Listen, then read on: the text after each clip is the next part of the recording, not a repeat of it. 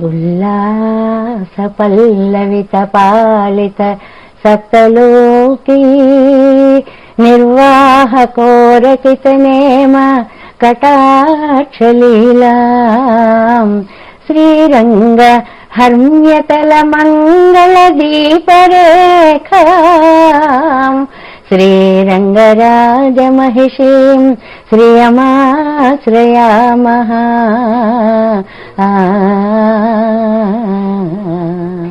ప్రియ భగవద్ బంధువులారా, అమ్మ యొక్క వైభవాన్ని, గోదాదేవి ఆండాళ్ తల్లి యొక్క వైభవాన్ని తెలుసుకోవడానికి వేదాలకే శక్తి చాలదు. అలాంటిది సామాన్యులమైనటువంటి మనం ఆమె యొక్క కళ్యాణ గుణ పరంపరని గురించి ఏమని చెప్పుకోగలం? శ్రీ వేదాంత దేశికులు అనేటువంటి మహానుభావులు, కవితార్కిక సింహులు తమలో ఉండేటువంటి అత్యద్భుతమైన ప్రతిభా పాటవాలతో కూడిన కవితా శక్తి వలన అమ్మని ఈ గోదాస్తుతి అనేటువంటి స్తోత్రంలో అత్యద్భుతంగా వర్ణించి అమ్మ, స్వామి నీ మాలికని తన శిరస్సుపై ధరించడము అనేటువంటిది ఏదైతే ఉందో ఆ మహిమని నేను ఎంత వర్ణించినా ఇది చాలు, ఇంకా ఇందులో ఏం విశేషం ఉంది అని అనిపించట్లేదు. ఎప్పటికీ అప్పుడే ఆ నిత్య నూతనత్వము, ఆ దివ్య సౌందర్యము అప్పటికప్పుడు అవి అతృప్త అమృతాలుగా నాకు దర్శనీయమవుతున్నాయి అని అంటూ వేదాలు, వేదాలకి శిరస్సులైనటువంటి ఉపనిషత్తులు కూడా సర్వగంధ సర్వరస అని పొగిడినటువంటి ఆ శ్రీమన్నారాయణ తత్వం, అంత సర్వగంధమూర్తి కూడా నువ్వు ముడిచి విడిచినటువంటి దండలలో ఉండే ఆ పరిమళాలకి ఇష్టపడుతున్నాడు అంటే ఇవి అంతకంటే ఎంత దివ్య సౌరభాలో, నీ కవిత ఎంత దివ్య సౌరభాలను వెదజల్లుతోందో తల్లి అంటూ ఆండాళ్ యొక్క ఆ అత్యద్భుతమైనటువంటి కవిత సౌరభాలని, మాలికా సౌరభాలని రెండిటినీ కూడా గుచ్చెత్తి మనకి అందిస్తున్నారు ఈనాటి 19వ శ్లోకంలో అని. తుంగైః అకృత్రిమగిరః స్వయముత్తమాంగైః యం సర్వగంధ ఇతి సాదరముద్వహంతి ఆమోదమన్యమధిగచ్చతి మాలికాభిః సోపి త్వదీయ కుటిలాలకవాసికాభిః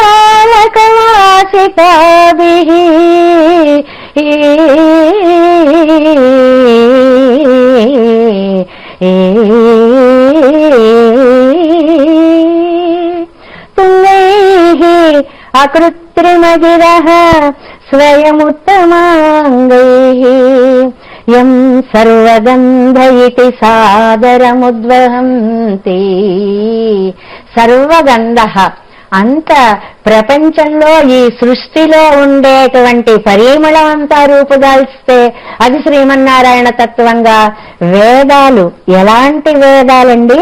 అపౌరుషేయాలైనటువంటి వేదాలు, అకృత్రిమ గిరములైనటువంటి వేదాలు, అంటే కల్పింపబడినటువంటివి కాదు ఆ వేదాలన్నీ కూడా. వాటంతటా అవి ఎప్పుడు బయలుదేరాల తెలియనటువంటి వేదాలు. స్వయం ఉత్తమాంగైః, ఆ వేదాలకి ఉత్తమాంగాలన్నీ కూడా ఏమిటి అని అంటే అవి ఉపనిషత్తులు అన్నమాట. ఆ ఉపనిషత్తులన్నీ కూడా కీర్తించేటువంటి ఆ స్వామి అంత గొప్పవాడు. ఆమోదమన్యమధిగచ్చతి మాలికాభిః, నీ మాలికలలో ఉండేటువంటి ఆ ఆమోదాన్ని, ఆ పరిమళాన్ని సోపి త్వదీయ కుటిలాలకవాసితాభిః ఆమోదం అన్యం అధిగచ్చతి. నీ కుటిల కుంతల పరిమళ శోభితములైనటువంటి ఆ సుగంధ ఆస్వాదన కోసం మనసు పడేసుకుంటున్నాడు స్వామి. ఎంత విశేషం, ఎంత విశేషము అంటే ఛాందోగ్య ఉపనిషత్తు చెప్తోందనమాట. సర్వగంధ సర్వరస అనేటువంటి మాట ఆ వేద ఉపనిషత్తు నుంచి మనకి చెప్పబడింది అని. అలాంటి సర్వగంధుడు కూడా నీ దగ్గర ఉండేటువంటి ఈ విలక్షణ పరిమళాల కోసమని ఆశపడుతున్నాడు. కొత్త సువాసనల కోసం ఈయన ఆశపడుతున్నాడు అని అంటే స్వామి కొన్ని లక్షణాలు భక్తులకి చాలా ఆనందాన్ని కలిగిస్తుంటాయి. స్వామి, నువ్వు సాక్షాత్తు క్షీరసాగరంలో పవళించి ఉంటావు కదా, నీకు పాలకేం లోటయ్యా. అలాంటి వాడు వచ్చి కృష్ణావతారంలో వాళ్ళిళ్లలో వీళ్ళిళ్లలో ఉండేటువంటి పాల కోసమని వెన్నెల కోసమని దొంగతనం చేయవలసినటువంటి అవసరం ఏమొచ్చింది?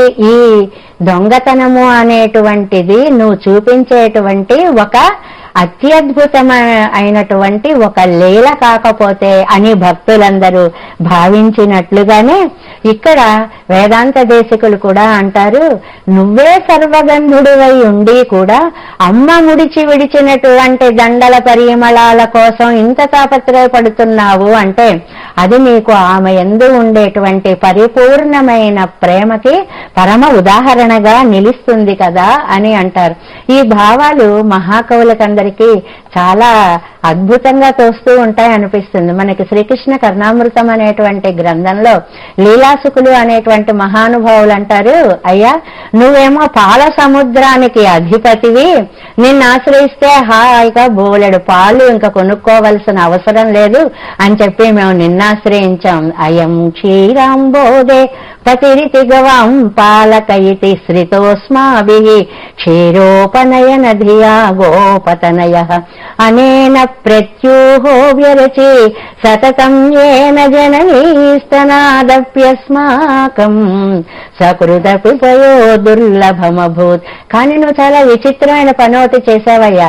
ఎన్ని పాలు కాల్స్తే అన్ని పాలు దొరుకుతాయి అని మేము నిన్ను ఆశ్రయిస్తే అసలు అమ్మ దగ్గర పాలు కూడా మాకు దొరకకుండా చేసేసావే, ఇదేమి విచిత్రమైన చేష్ట అని అంటారు. అంటే మళ్ళీ జన్మ అనేటువంటిది లేకుండా చేసినటువంటి దయామయుడు, మళ్ళీ తల్లి పాలు త్రాగవలసినటువంటి గర్భవాస నరకం అనుభవించవలసినటువంటి జన్మ అనేటువంటిది లేకుండా చేసిన మహాదయాశాలి అనేటువంటి వృత్తాంతాన్ని మనకి కృష్ణ కర్ణామృతంలో స్వామి తెలియచేసినట్లుగా ఇక్కడ ఈ వేదాంత దేశికులు నువ్వే సర్వగంధుడివై ఉండి ఈ గంధం కోసమై, ఈ పరిమళం కోసం, ఈ మాలిక కోసం ఎందుకయ్యా నువ్వు ఇంత ఆనందపడుతున్నావు అని అంటే అందులో ఉండేటువంటి ఒక ఆనందము త్వదీయ కుటిలాలక వాసితాభిః.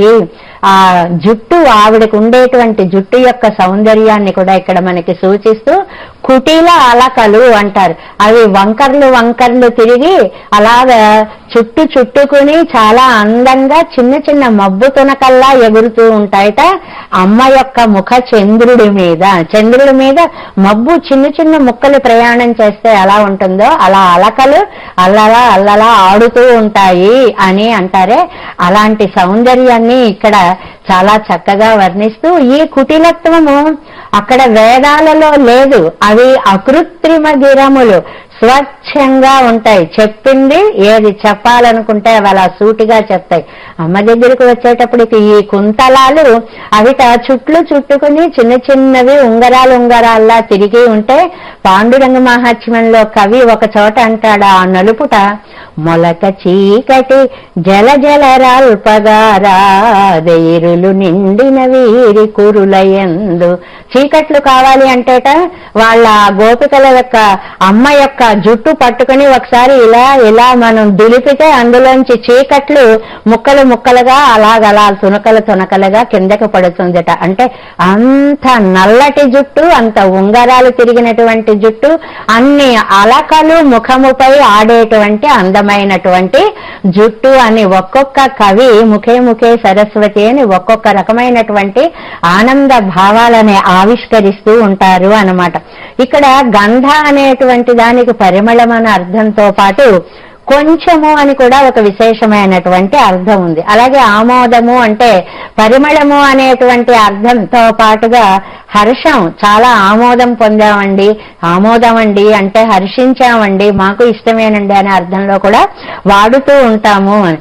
ఈ లక్షణాలన్నీ కూడా అమ్మ ఎంత గొప్పదో మరింత వర్ణించి చెప్పేటువంటి లక్షణాలు. ఆ అలకలు అలా ఉండడం, ఆ ముఖం చంద్రబింబంలా ఉండడం, ఆ సౌందర్యము ఒకసారి చూస్తే చూడాలనిపించడం, ఇవన్నీ కూడా పట్టమహిషి అయినటువంటి గోదా తల్లి యొక్క వైభవాన్ని చాటేటువంటి దివ్య గాత్రంలో ఉండేటువంటి విశేష లక్షణాలు అని చెప్తూ, ఆవిడ పట్టమహిషి కాకపోతే ఏమిటండి, వేదం అంతా తల్లిని వర్ణిస్తుంది. అశ్వపూర్వ అని అంటే ఏమిటి, ముందుగా గుర్రాలన్నీ కూడా అలా వెడుతూ ఉంటాయి అమ్మ బయలుదేరి ఉత్సవానికి వచ్చినప్పుడు. మీరు బ్రహ్మోత్సవాలలో ఒకసారి పరిశీలిస్తే ఆ ముందు ఏనుగులు, ఆ తర్వాత అశ్వాలు, ఆ తర్వాత పదాతులు అన్నీ కూడా చతురంగ బలాలు కూడా ఈ మహా సామ్రాజ్ఞి ముందు బయలుదేరి ఆమె యొక్క వైభవాన్ని లోకానికి చాటుతూ వెళుతూ ఉంటాయి. రథ మధ్య మనకి మామూలుగా శ్రీరంగంలో కూడా మొట్టమొదటి ప్రాకారంలో అశ్వాలన్నీ కూడా ఉంటాయి. ఎందువల్లంటే లోపల ఒక చక్రవర్తిని ఇద్దరు వేంచేసి ఉన్నారు కాబట్టి ఆ దృశ్యం బయట నుంచి మనకి కనిపించే చతురంగ బలాల్లోనూ కూడా స్పష్టమవుతుంది అని వివరిస్తారు. అలాగే రథ మధ్య అంటే మధ్య ప్రాకారాల్లో రథాలన్నీ కూడా కొలువు తీరి ఉంటాయి. హస్తినాద ప్రబోధిని అంటారు. ఏనుగుల యొక్క దివ్య ఘీంకారాలే అమ్మకి స్వామికి కూడా సుప్రభాత గీతికలు అని అంటారు. అంటే దగ్గరగా ఉంటాయి కాబట్టి అవి చేసేటువంటి ఆ దివ్య నాదాలు వాళ్ళకి సుప్రభాతాలుగా వినిపిస్తాయి అనేటువంటిది. శ్రీహి అలాంటి దివ్య నాదాల మధ్య స్వామితో కూడినటువంటి, శ్రీ అంటే ఆయన్ని ఆశ్రయించి ఉండేటువంటి నిత్య అనపాయిని అయినటువంటి, క్షణం కూడా విడువలేను అన్నటువంటి తల్లి, స్వామితో కూడి ఉన్నటువంటి తల్లికి ఈ దృశ్యం అంతా కూడా ప్రాబోధిక సూక్తిమాలగా మనకి అత్యద్భుతంగా దర్శనీయం అవుతుంది అని. ఆవిడికి దేవి అని పేరు. దేవి అంటే క్రీడా రూపిణి అని పేరు అన్నమాట. ఒక్కసారిగా స్వామి ఆమెను దర్శించినప్పుడు ఆయన మనస్సంతా కూడా హర్షోత్కర్షాత్తు ఆనందం ఉద్విగ్నం అవడం వల్ల ఒక ఆటగా మారిపోతుంది, ఒక క్రీడగా మారిపోతుంది. ఆ సమయంలో జరిగినటువంటి చమత్కార సంభాషణాధికాలన్నీ కూడా క్రీడని స్ఫురింప చేస్తూ ఉంటాయి అని. అలాగే ఆవిడ సాక్షాత్తు సుఖస్వరూపిణి, కా అని అంటే కమ్మస్య స్థితి, సుఖస్వరూపిణిగా తల్లి మనకి దర్శనం ఇస్తుంది. అలాగే సోత్స్మిత అంటారు. అంటే పెట్టని ఆభరణంగా చిరునవ్వు ఆవిడ పెదవులపై ఎప్పుడు కూడా ఒక నగలాగా భాషిస్తూ ఉంటుంది. మిగిలిన నగలన్నీ పెట్టుకోవాలి. అమ్మకి చిరునవ్వు అనేటువంటిది ముఖముపై నిత్యము వెలుగొందేటువంటి ఒక దివ్య అలంకారము. దివ్యాలంకార శోభిత అంటే పైనుంచి తెచ్చిన అలంకారాలు కాదండి, సహజమైనటువంటి శుచిస్మిత అనేటువంటి ఆ నామానికి కూడా అదే అర్థము. హిరణ్య ప్రాకార, హిరణ్యమయమైనటువంటి ప్రాకారాలు, మణిమండపాలు అక్కడ వేంచేసి ఉండేటువంటి జగజ్జనని ఆ తల్లి. ఆర్ద్ర మనస్సంతా కూడా దయార్ద్ర హృదయురాలుగా తేజస్వరూపిణిగా ఉండేటువంటి తల్లి. జ్వలంతి అని అలాగని ప్రతికూలురైన వాళ్ళందరికీ కూడా తనలో ఉండేటువంటి ఆ గుణాన్ని అవతల వాళ్ళు దుర్నిరీక్షులయ్యేలాగా దర్శింపలేని గుణంగా కనిపింపచేస్తుంది. ఆవిడ సంతృప్తి కలిగినది, తాను తృప్తిగా ఉంటూ తర్పయంతి స్వామికి తన దర్శనం వల్ల ఆనందాన్ని కూడా కలిగింపచేస్తూ ఉంటుంది. అలాంటి తల్లి కాబట్టే శుభకరమగు శృంగారపు బొమ్మ సొంపుతావికల మరువపురమ్మ సకుడగు రంగని ముద్దుల గుమ్మ శౌరిపాణిలో అలరెడు నిమ్మ మామలు మీరందరూ మంగళమణి పాడరే